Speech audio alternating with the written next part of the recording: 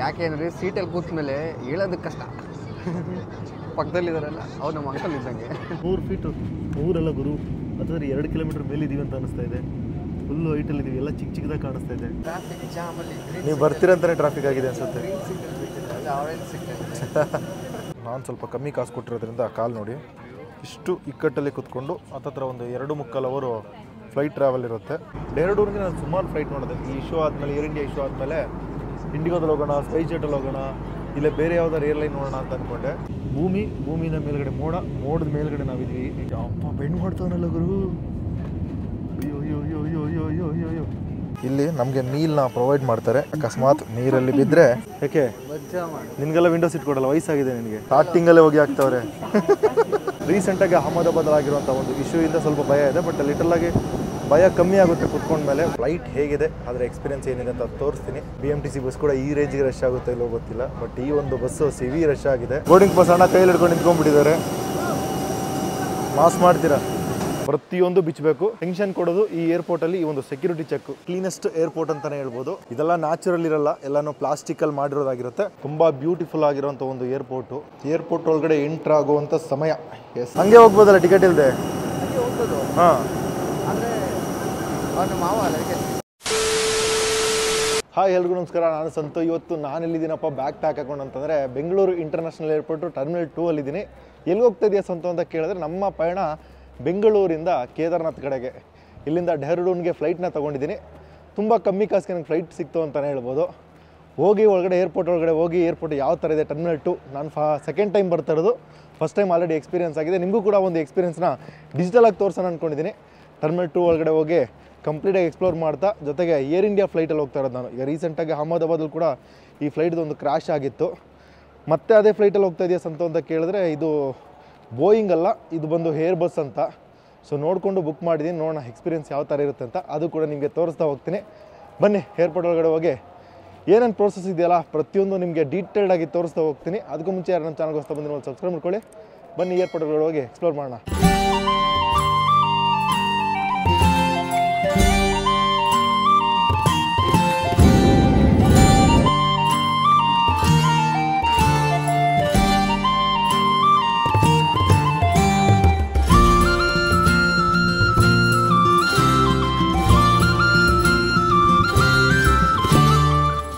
ಇದೇ ಗುರು airport terminal 2.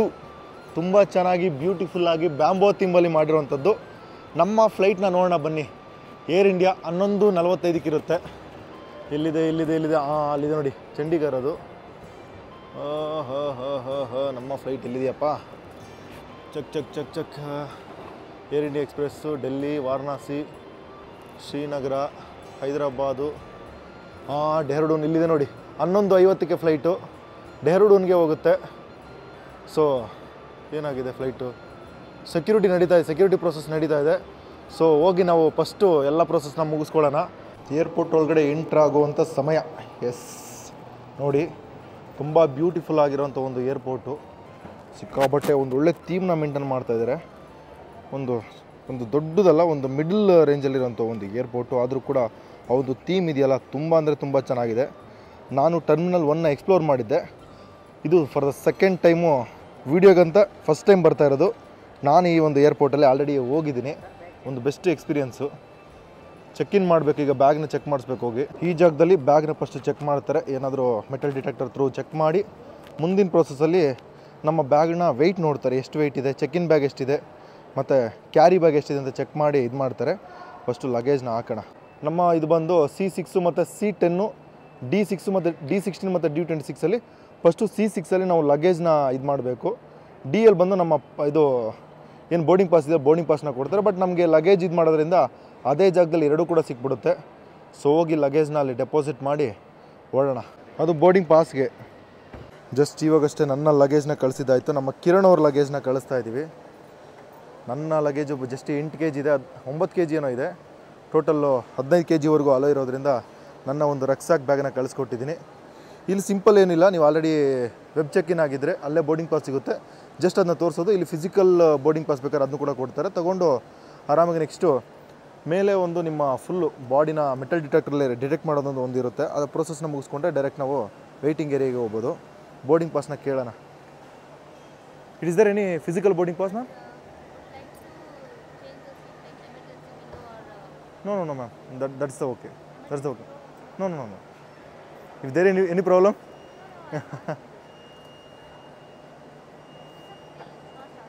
Okay emergency ವಿಂಡೋನ ಅವರೇ ಕೇಳ್ತಾ ಇದ್ದಾರೆ.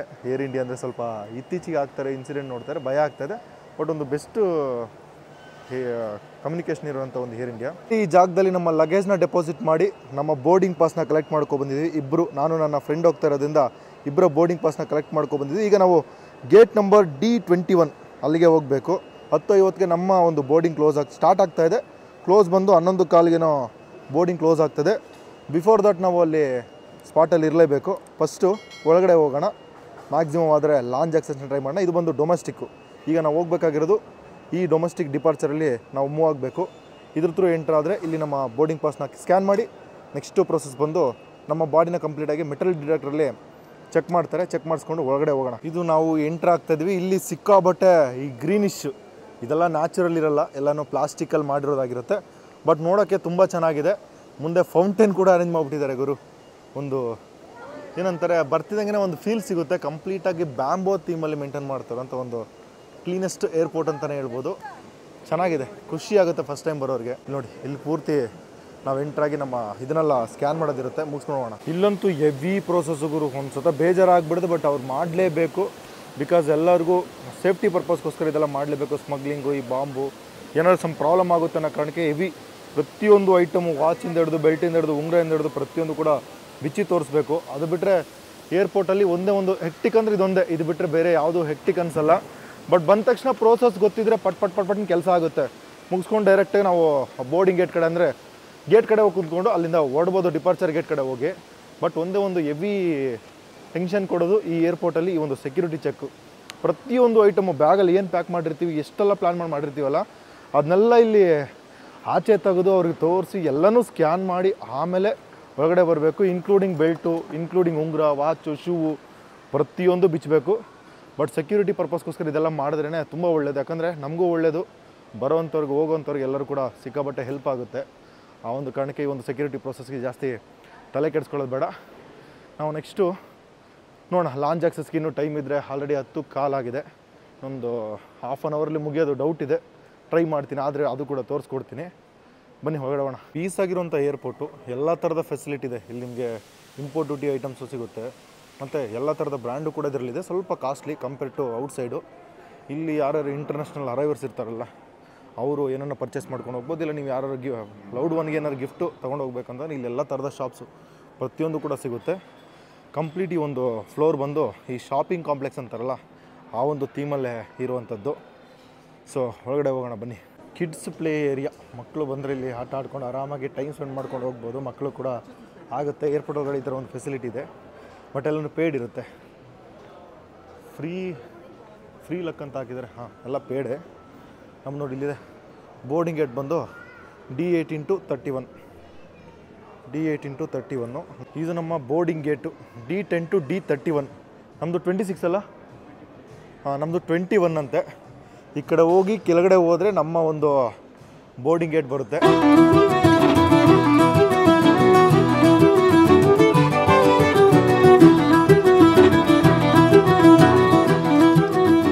ನಮ್ಮನ್ನು ಇಲ್ಲಿಂದ ಪಿಕಪ್ ಮಾಡಿಕೊಂಡು ಫ್ಲೈಟ್ ಹತ್ರ ಕರ್ಕೊಂಡು ಹೋಗೋಕ್ಕೆ ಬಸ್ ಬಂದು ರೆಡಿ ಆಗಿದೆ.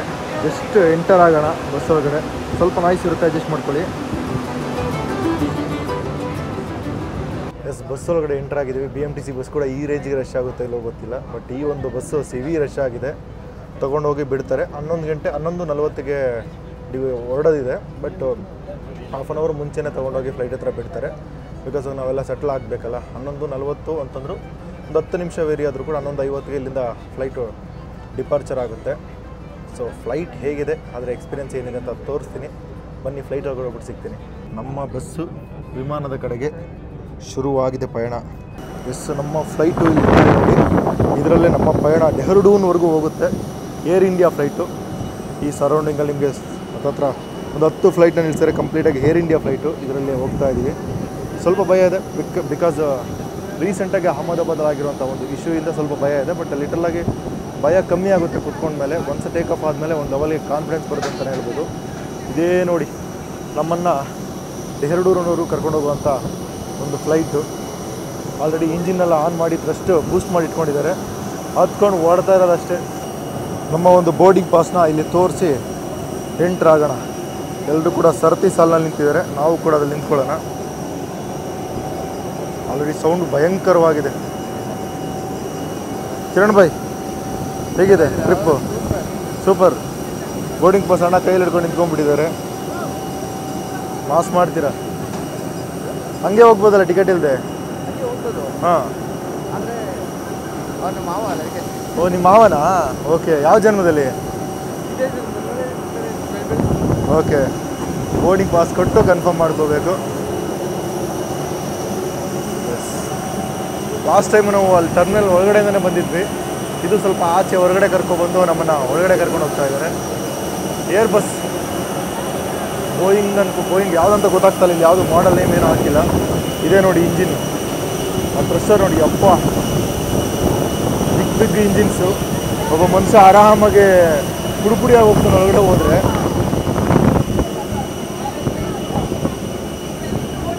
ಏನು ಕಿರಣ್ ಭಾಯ್, ಏನು ಸಮಾಚಾರ? ಆರ್ಟ್ ಬೇರೆ ಹಾಕೊಂಡಿದ್ದೀರಾ?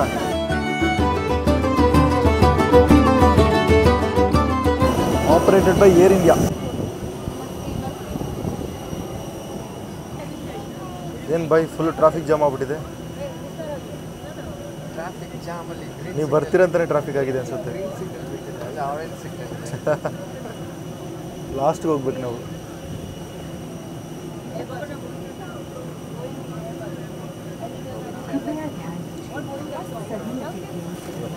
ಈ ಕ್ರೌಡಲ್ಲಿ ಹೋಗಿ ಕೂರಕ್ಕೆ ಟೈಮ್ ಹಿಡಿಯುತ್ತೆ. ಅದರ ಒಂದು 250 ಸೀಟ್ಸ್ ಕೆಪಾಸಿಟಿ ಇರುವಂಥ ಒಂದು ಫ್ಲೈಟು. ಸ್ಮೋಕ್ ಬರ್ತಾ ಇದೆ. ಯಪ್ಪ ಕೈಗಂಟಿ ಗುರು. ಹೋಗಿ ಸರ್. ಏಕೆ ಕಿರಣ್ ಭಾಯ್?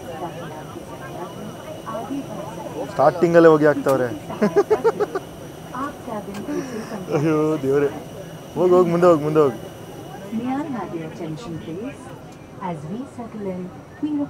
ಹೋಗಿ ಸೆಟ್ಲ್ ಆಗೋಣ ಸೀಟಲ್ಲಿ. ಸ್ಟಾರ್ಟಿಂಗಲ್ಲಿ ಸ್ಮೋಕ್ ಗೀಕೆಲ್ಲ ಹಾಕ್ಬಿಟ್ಟು ಫುಲ್ಲು ಎಫೆಕ್ಟ್ ಕೊಟ್ಬಿಟ್ಟಿದ್ದಾರೆ. ಕೂತ್ಕೊಳ್ಳೋಣ.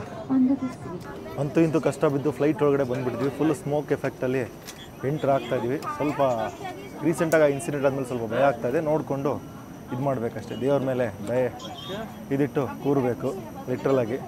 Thank you. ಬನ್ನಿ ಹೋಗಿ ನಮ್ಮ ಸೀಟಲ್ಲಿ ಕೂರೋಣ. ನಮಸ್ತೆ ಸರ್. ನಮಸ್ತೆ. 29 ನೋಡಪ್ಪ. ಹಾಂ 30-31 ಅಲ್ಲೇ ಇದೆ ನೋಡಿ. ಹಾಂ ನಂದು ಆ ಕಡೆ ಲಾಸ್ಟ್ ಸೀಟ್ ಬಿಟ್ಬಿಡು. ಓಕೆನಾ? ನಾನು ಮೊದಲೇ ರಿಸರ್ವ್ ಮಾಡಿದ್ದೀನಿ. ಯಾಕೆ ನಿನಗೆಲ್ಲ ವಿಂಡೋ ಸೀಟ್ ಕೊಡಲ್ಲ? ವಯಸ್ಸಾಗಿದೆ ನಿನಗೆ. ನಮಗೆ ಮಾತ್ರ. ಸೀಟಿಗೆ ಬಂದು ಸೆಟ್ಲ್ ಆದ್ವಿ. ಇಲ್ಲಿ ಟ್ರೈ ಇದೆ. ಫುಡ್ಡಿಗೆ ಇಟ್ಕೊಟ್ರೆ ಟ್ರೈಲಿ ಇಟ್ಕೋಬೋದು. ಇಲ್ಲಿ ಸುಮಾರು ಅವರ ಒಂದು ಸೇಫ್ಟಿ ಏನೇನು ಬೇಕೋ ಎಲ್ಲನೂ ಇದರಲ್ಲಿದೆ. We hope you feel better. Yes. ಇಲ್ಲಿ ನೋಡಿ ಏರ್ ಇಂಡಿಯಾ ಬಗ್ಗೆ ಹಿಸ್ಟ್ರಿ ಇದೆ, ಆ್ಯಡ್ಸು ಅದರ ಬಗ್ಗೆ ಕಂಪ್ಲೀಟಾಗಿ ಇದೆ. ಇಲ್ಲಿ ಸೇಫ್ಟಿ ಏನೇನು ತಗೋಬೇಕು ಅಂತ ಇಲ್ಲಿ ನೋಡಿ. ಓಪನ್ ಮಾಡಿದ್ರೆ ಚಿಕ್ಕ ಜಾಗ. ಇರಿ ಓಪನ್ ಮಾಡ್ತೀನಿ. ಕಂಪ್ಲೀಟಾಗಿ ಓಪನ್ ಮಾಡಿದ್ರೆ ಫಸ್ಟಲ್ಲಿ ಸೀಟಲ್ಲಿ ಯಾವ ಥರ ಲಗೇಜ್ನ ಇಡಬೇಕು ಅಂತ ಮೆನ್ಷನ್ ಮಾಡಿದರೆ, ಯಾವ ಥರ ಇಟ್ಕೊಂಡು ಕೂತ್ಕೋಬೇಕು ಅಂತ. ಫೋನ್ ಯೂಸ್ ಮಾಡಬೇಡಿ, ಏರೋಪ್ಲೇನ್ ಮೋಡ್ ಹಾಕಿ ಅಂತ. Alcohol not allowed, no smoking.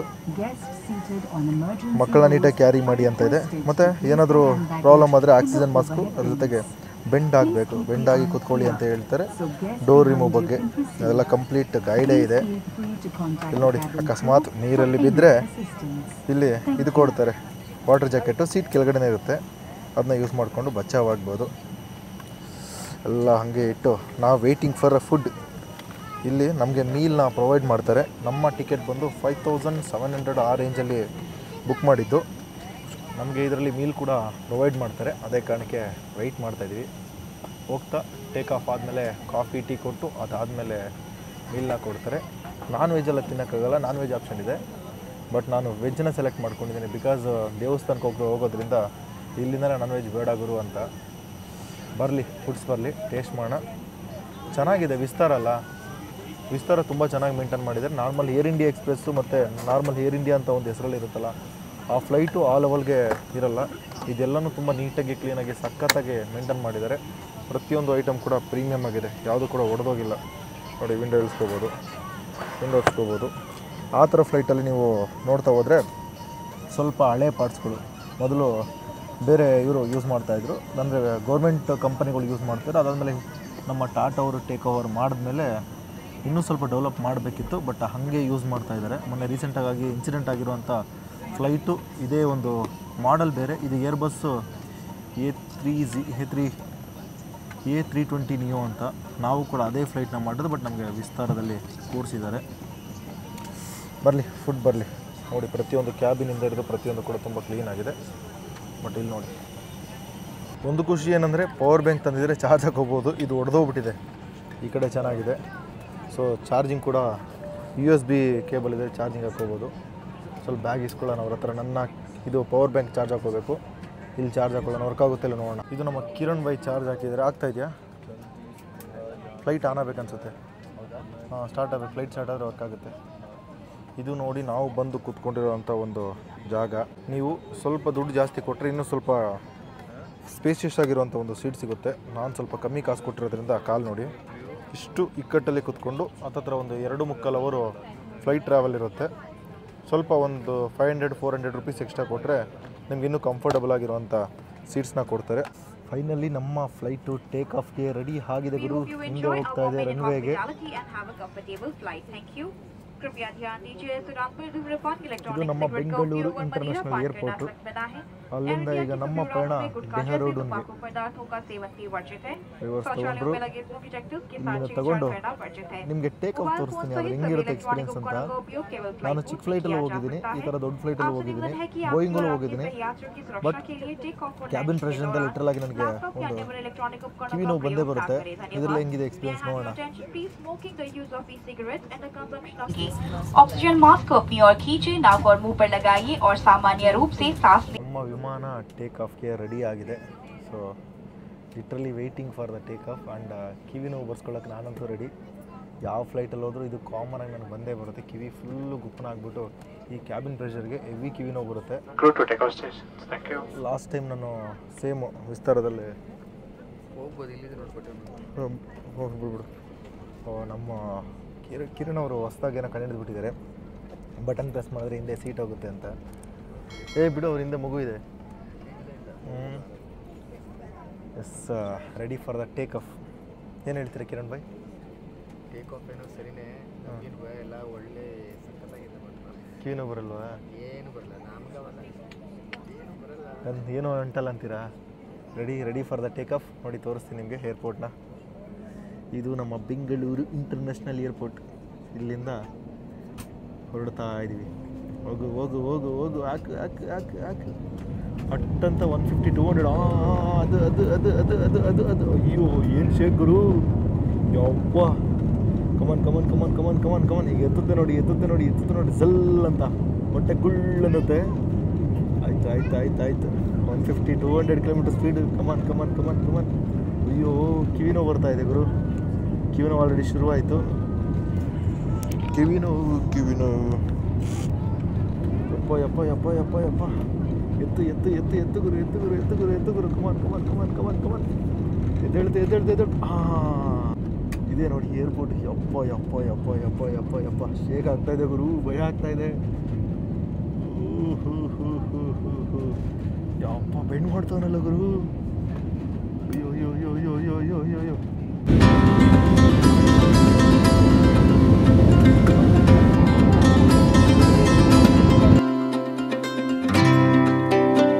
Full shake.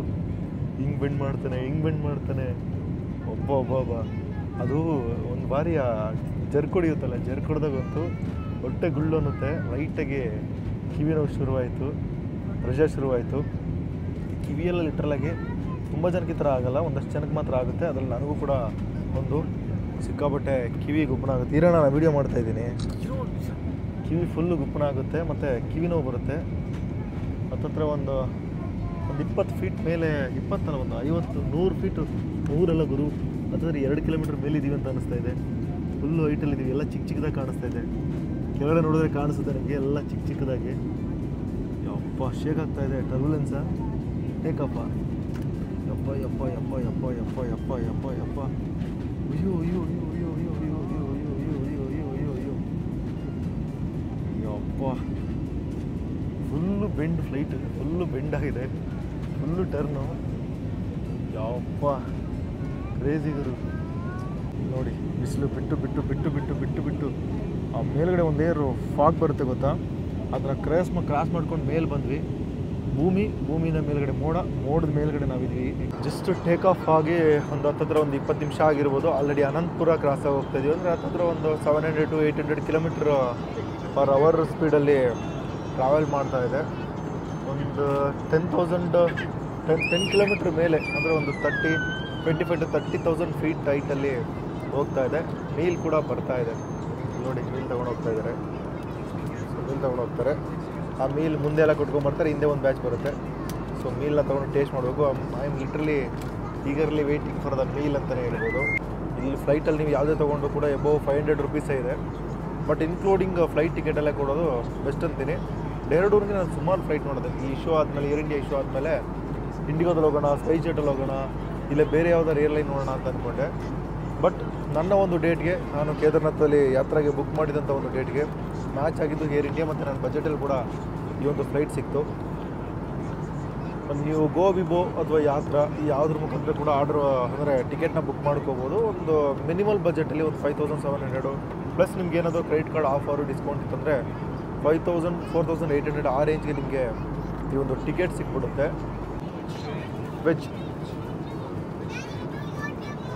Veg ಹಾಂ, ದೇವಸ್ಥಾನಕ್ಕೆ ನಮ್ಮ ಬಾಸ್ಗೆ ನಾನ್ ವೆಜ್ ಬೇಕಂತ ನೋಡಿ. ವೆಜ್ ಕೇಳಿದ್ರೆ ದೇವಸ್ಥಾನಕ್ಕೆ ಹೋಗ್ತಾ ಇದ್ದೀವಿ. Thank you. ಓಹಾ, ಫೈನಲಿ ನಮ್ಮ ಐಟಮ್ ಬಂತು ಗುರು. ಇಲ್ಲಿ ನೋಡು ಗುರು, ಏನೇನು ಕೊಟ್ಟಿದ್ದಾರೆ ಗೊತ್ತಾ? ಒಂದು ಡೆಸರ್ಟ್ ಕೊಟ್ಟಿದ್ದಾರೆ ಬ್ರೌನಿ ಟೈಪಲ್ಲಿ. ಇದು ಬ್ರೆಡ್ಡು, ಇದು ನಾರ್ಮಲ್ ಕೋಲ್ಡ್, ಐಸ್ ಕೋಲ್ಡ್ ಆಗಿರುವಂಥ ಒಂದು ಬ್ರೆಡ್ಡು. ಅದಕ್ಕೆ ಇಲ್ಲೇನೋ ಕೊಟ್ಟಿದ್ದಾರೆ. ಇದೇನಿದು? ಕರ್ಡು, ಕ್ಲಾಸಿಕ್ ಕರ್ಡ್ ಅಂತ ಕರ್ಡ್ ಕೊಟ್ಟಿದ್ದಾರೆ. ಇಲ್ಲಿ ಕಟ್ಲರೀಸ್ ಎಕ್ಸ್ಟ್ರಾ ಸ್ಪೂನಿಗಿನ ಟೈಪಲ್ಲಿ ಮತ್ತು ಟಿಶ್ಯೂ ಪೇಪರ್ನ ಕೊಟ್ಟಿದ್ದಾರೆ. ಇದು ಮೋಸ್ಟ್ ಪ್ರಾಬಬಲಿ ರೈಸ್ ಅನ್ಕೊತೀನಿ. Rice main meal, veg meal ಕೊಟ್ಟಿದ್ದಾರೆ. ನಮ್ಮ ಅಣ್ಣನಿಗೆ ರಿಯಾಕ್ಷನ್ ಏನಿರುತ್ತೆ? ಏನಣ್ಣ, ವೆಜ್ ಬೇಕಾಗಿತ್ತಾ ನಾನ್ ವೆಜ್ ಬೇಕಾಗಿತ್ತಾ? ಅಲ್ಲ, ದೇವಸ್ಥಾನಕ್ಕೆ ಹೋಗ್ತಾ ಇದ್ದೀರಾ, ಶಿವ ನೋಡೋಕೆ ಹೋಗ್ತಾ ಇದ್ದೀರಾ? ಹಾಂ, ನಾನ್ ವೆಜಿಟೇರಿಯನಾ? ಓಕೆ, ವೆಜ್ ಅಂದರೆ ವೆಜ್, ನಾನ್ ವೆಜ್ ಅಂದರೆ ನಾನ್ ವೆಜ್. ಫಸ್ಟು ನಮಗೆ ಬ್ರೆಡ್ ಕೊಟ್ಟಿದ್ದಾರೆ. ಬ್ರೆಡ್ ಅಂದರೆ ಬನ್ ಕೊಟ್ಟಿದ್ದಾರೆ. ಬನ್ಗೆ ಬಟರ್, ಇದಂತೂ ಫ್ಲೈಟಲ್ಲಿ ಕಾಮನ್ ಆಗಿ ಕೊಡುವಂಥದ್ದು ವೆಜ್ ಆರ್ಡ್ರ್ ಮಾಡಿದವ್ರಿಗೆ. ಹಾಂ, ಇಲ್ಲ ಬೇಡ, ನಾನು ಶೂಟ್ ಮಾಡ್ತೀನಿ. ಜಸ್ಟ್ ಈ ಬ್ರೆಡ್ನ ಬ್ರೇಕ್ ಮಾಡಿದ್ರೆ ಬ್ರೌನು ಬ್ರೆಡ್ಡು, ಗೋಧಿ ಬ್ರೆಡ್ಡನ್ನು ಕೊಟ್ಟಿದ್ದಾರೆ. ಅದಕ್ಕೆ ಅಮೂಲ್ ಬಟರ್ನ ಕೊಟ್ಟಿದ್ದಾರೆ. ಓಪನ್ ಮಾಡಿ ಕಟ್ಲರೀಸಲ್ಲಿ, ಹಾಂ ಇಲ್ಲಿದೆ, ನಮಗೆ ಇದನ್ನು ಓಪನ್ ಮಾಡಿ ಪಕ್ಕದಲ್ಲಿರೋರಿಗೆ ಚಪಾತಿ ಕೊಟ್ಬಿಟ್ಟು ನಮ್ಗೆ ಬರೀ ರೈಸ್ ಮತ್ತು ಬ್ರೆಡ್ ಕೊಟ್ಟಿದ್ದಾರೆ. ನಿಜಕ್ಕೂ ಬೇಜಾರಾಗುತ್ತೆ. ಹೀಗೆ ಓಪನ್ ಮಾಡಿದ್ರೆ ಸ್ಪೂನ್ಸ್ ಯಾವ ಥರ ಬೇಕೋ ಆ ಥರದ್ದೆಲ್ಲ ಕೊಟ್ಟಿದ್ದಾರೆ. ನಾವು ಜಸ್ಟು ಈ ಒಂದು ಬಟರ್ನ ಹಂಗೇ ತಗೊಂಡು, ಕರ್ಡು ಕುಡಿಯೋಕೆ ಕೊಟ್ಟಿದ್ದಾರೋ ರೈಸಿಗೆ ಕೊಟ್ಟಿದ್ದಾರೋ ಗೊತ್ತಿಲ್ಲ. ಆಲ್ರೆಡಿ ಸುಮಾರು ಗ್ರೇವಿ ಕೊಟ್ಬಿಟ್ಟಿದ್ದಾರೆ ರೈಸಿಗೆ. ಹಂಗೆ ನೀಟಾಗಿ ಹಾಕಿ ಸ್ವಲ್ಪ ಎಕ್ಸ್ಟ್ರಾ ತಗೊಂಡು ಜಾಮ್ ಕೊಟ್ಟಿದ್ರೆ ಚೆನ್ನಾಗಿರೋದು ಗುರು. ಜಸ್ಟ್ ಬಟರ್ ಕೊಡೋದಕ್ಕಿಂತ ಜಾಮ್ ಕೊಟ್ಟಿದ್ರೆ ಚೆನ್ನಾಗಿರೋದು. ಒಂದು ಬೈಟು,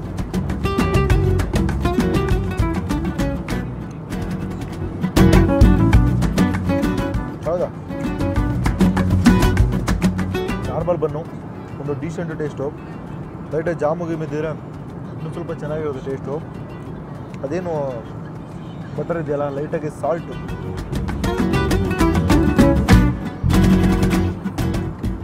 ರೈಸು, ಅದ್ರ ಜೊತೆಗೆ ದಾಲ್ನ ತೆಗೆದು ಒಂದು ಟೇಸ್ಟ್ ಮಾಡೋಣ.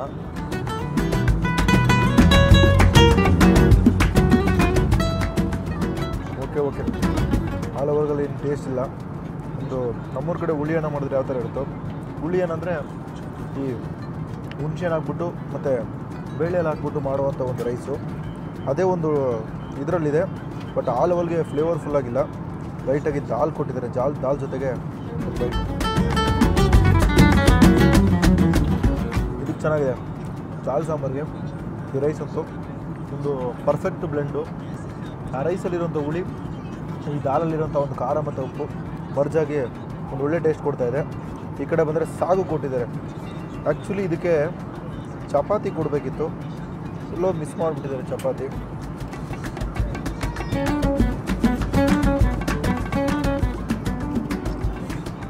ಪ್ಲೇನ್ ರೈಸ್ ತಿನ್ನೋದಕ್ಕಿಂತ ಈ ಒಂದು ದಾಲ್ ಸಾಂಬಾರು ಮತ್ತು ಒಂದು ಸಾಗು ಜೊತೆಗೆ ಒಳ್ಳೆ ಕಾಂಬಿನೇಷನ್ ಆಗಿದೆ, ಚೆನ್ನಾಗಿದೆ.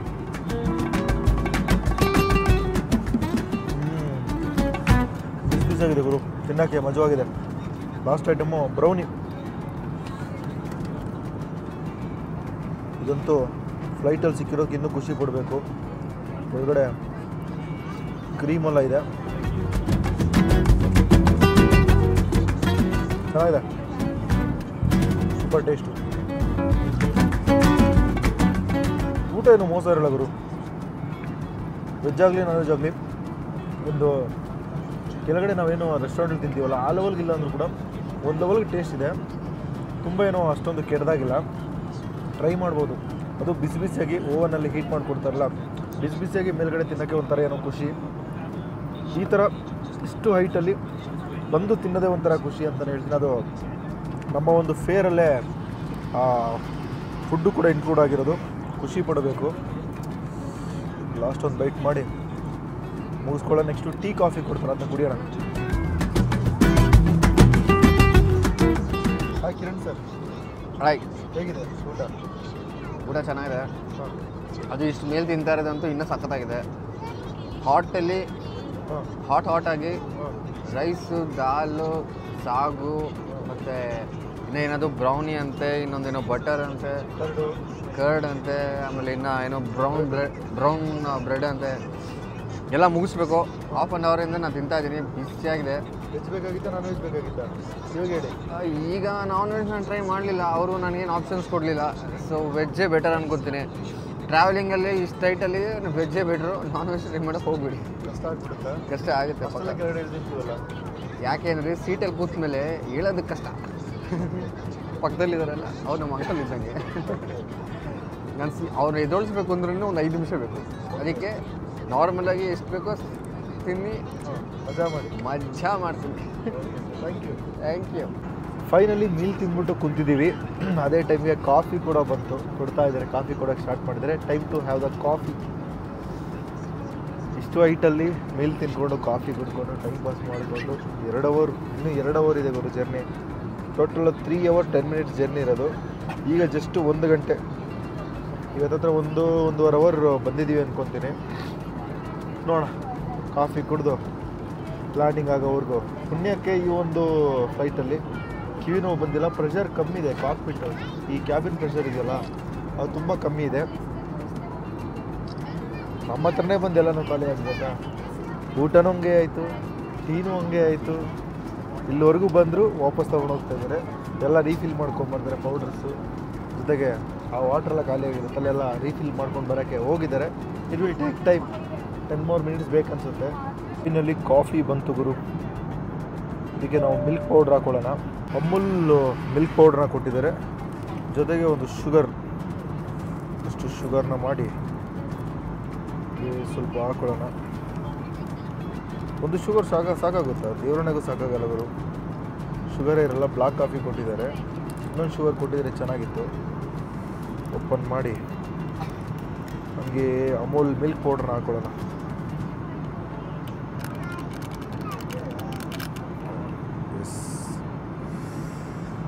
ಬ್ಲಾಕ್ ಇದ್ದಿದ್ದು ಹಂಗೇ ಕಲರ್ ಕನ್ವರ್ಟ್ ಆಗೋಯ್ತು. ನೀಟಾಗಿ ಮಿಕ್ಸ್ ಹೊಡೆದು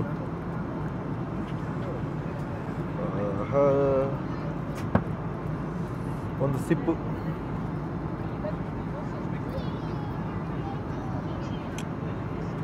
ಏನಿದ್ರು ಈ ರೆಡಿಮೇಡ್ ಕಾಫಿ ಕುಡಿಯೋಕ್ಕೆ ಬೇಜಾರುಗಳು. ನಮ್ಮ ಫಿಲ್ಟರ್ ಕಾಫಿ, ಮನೇಲಿ ಮಾಡುವಂಥ ಕಾಫಿ ತುಂಬ ಚೆನ್ನಾಗಿರುತ್ತೆ.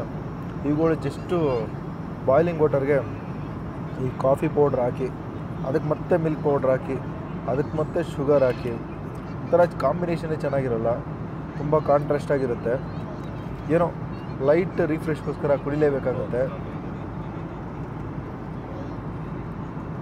ಓಕೆ, ಸೊ ಇಲ್ಲಿ ನನ್ನ ಎಕ್ಸ್ಪೀರಿಯೆನ್ಸು ಬೆಂಗಳೂರು ಏರ್ಪೋರ್ಟ್ಗೆ ಹೆಂಗೆ ಬಂದೆ, ಏರ್ಪೋರ್ಟಲ್ಲಿ ಏನೇನೆಲ್ಲ ತೋರಿಸ್ತೆ ನಿಮಗೆ, ಜೊತೆಗೆ ಯಾವ ಥರ ಚೆಕ್-ಇನ್ನು ಮತ್ತು ಬೋರ್ಡಿಂಗ್ ಪಾಸ್ ಯಾವ ಥರ ಕಲೆಕ್ಟ್ ಮಾಡ್ಕೊಳ್ಳೋದು, ಲಗೇಜ್ ಯಾವ ಥರ ಡೆಪಾಸಿಟ್ ಮಾಡೋದು ಎಲ್ಲ ನಿಮಗೆ ಒಂದು ವೀಡಿಯೋದಲ್ಲಿ ತಿಳಿಸ್ಕೊಟ್ಟಿದ್ದೀನಿ. ಜೊತೆಗೆ ಫ್ಲೈಟಲ್ಲಿ ಕೂಡ ಫುಡ್ಡು ಯಾವ ಥರ ಇರುತ್ತೆ ಅಂತ ಕೂಡ ನಾನು ತಿಳಿಸ್ಕೊಟ್ಟಿದ್ದೀನಿ. ಇನ್ನಿದರ ಬುಕ್ಕಿಂಗ್ ಡೀಟೇಲ್ ಬಗ್ಗೆ ಏನಾದ್ರು ಬೇಕಂದ್ರೆ ಡಿಸ್ಕ್ರಿಪ್ಷನಲ್ಲಿ ಅದರ ಲಿಂಕು ಮತ್ತು ಅದರ ಇದನ್ನು ಹಾಕಿರ್ತೀನಿ, ವೆಬ್ಸೈಟ್ ಲಿಂಕ್ನ ಹಾಕಿರ್ತೀನಿ, ಚೆಕ್ ಮಾಡ್ಬೋದು. ಸೊ ನಾನು ಇಲ್ಲಿಗೆ ವೀಡಿಯೋ ಮುಗಿಸ್ಕೊತೀನಿ. ವೀಡಿಯೋ ಇಷ್ಟ ಆಗಿದೆ ನಿಮ್ಗೆ ಲೈಕ್ ಮಾಡಿ, ಶೇರ್ ಮಾಡಿ, ಹಂಗೆ ನಮ್ಮ ಚಾನಲ್ಗೆ ಸಬ್ಸ್ಕ್ರೈಬ್ ಮಾಡಲಿ, ಸಬ್ಸ್ಕ್ರೈಬ್ ಮಾಡ್ಕೊಳ್ಳಿ. ಮುಂದೆ ಸಿಗ್ತೀನಿ. Take care.